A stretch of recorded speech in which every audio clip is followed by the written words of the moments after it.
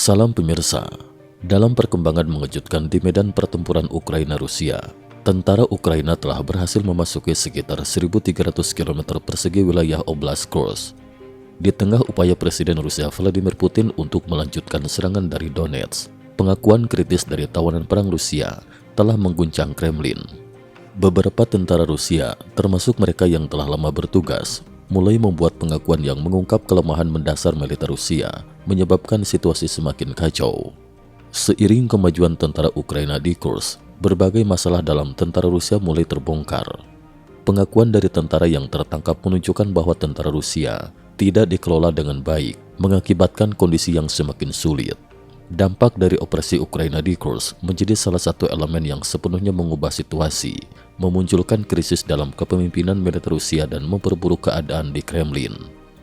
Pengakuan para tentara Rusia ini menggambarkan situasi yang mengkhawatirkan. Kolonel Jenderal Alexander Lapin membubarkan Dewan Pertahanan di Kursk sebelum operasi Ukraina, memperparah kondisi tentara Rusia yang sebagian besar terdiri dari wajib militer muda berusia 19-20 tahun. Pengakuan tentara seperti Denis dan Nikolai menunjukkan bahwa mereka dikirim berperang tanpa persiapan, dengan motivasi rendah dan seringkali karena keterpaksaan ekonomi. Pengakuan tentara Rusia yang tertangkap menunjukkan bahwa mereka dipaksa berperang tanpa dukungan atau komando yang jelas. Nikolai, seorang tentara yang tertangkap, menggambarkan kekacauan saat serangan Ukraina dimulai pada 6 Agustus 2024 ketika rudal HIMARS menghantam markas mereka dan menghancurkan pusat komando. Ketika tentara veteran ditarik mundur, tentara wajib militer yang tersisa dibiarkan tanpa arahan, menimbulkan kekacauan yang lebih parah. Tentara seperti Denis yang berlindung di desa Goncharovka menyatakan bahwa banyak tentara melarikan diri ketika pertempuran memanas. Mereka yang tertinggal merasa dikhianati oleh komandan mereka yang menghilang saat pertempuran. Keadaan ini mencerminkan betapa buruknya koordinasi dan moral tentara Rusia di Kursk yang kemudian memilih menyerah daripada terus berjuang dalam kondisi yang tak terkendali.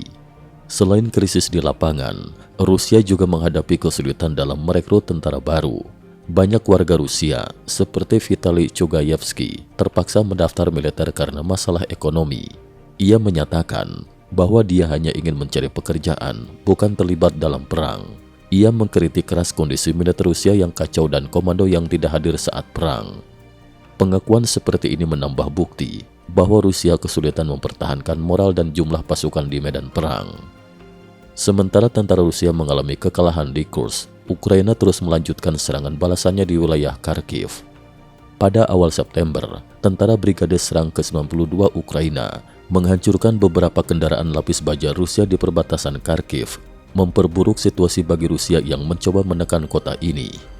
Dalam serangan ini, Ukraina menggunakan drone kamikaze FPV dan sistem artileri yang sangat efektif, menghancurkan tank dan kendaraan lapis baja Rusia serta memaksa pasukan Rusia mundur. Brigade Serang ke-92 menegaskan bahwa mereka akan terus melindungi wilayah Ukraina dan membebaskan setiap wilayah yang diduduki oleh Rusia. Operasi yang sukses ini menggambarkan strategi pertahanan Ukraina yang efektif dan tekad yang kuat untuk mempertahankan wilayah mereka. Perkembangan di medan perang telah mendorong negara-negara barat, termasuk AS, Inggris dan Jerman, untuk memperkuat dukungan militer bagi Ukraina.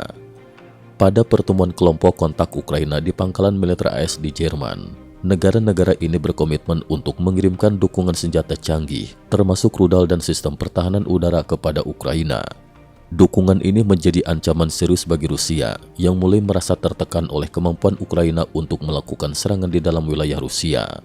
Sementara itu, serangan udara Ukraina yang menghantam beberapa kota Rusia, termasuk Moskow, telah memicu kepanikan di kalangan warga Rusia.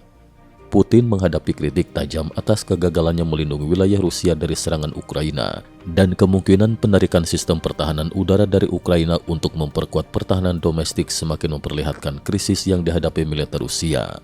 Perang Ukraina-Rusia yang telah berlangsung lebih dari 2 tahun kini memasuki fase baru yang penuh ketidakpastian bagi Rusia.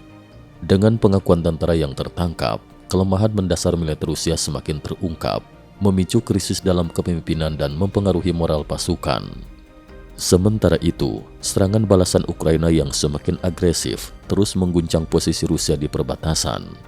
Ketegangan yang meningkat ini menunjukkan bahwa perang belum berakhir dan kemungkinan eskalasi lebih lanjut sangat besar. Dengan Ukraina yang terus maju dan dukungan internasional yang semakin kuat, Putin berada dalam posisi terpojok, menghadapi tantangan besar dalam mempertahankan kendali di medan pertempuran dan di dalam negeri. Cukup sekian dulu, terima kasih atas perhatiannya.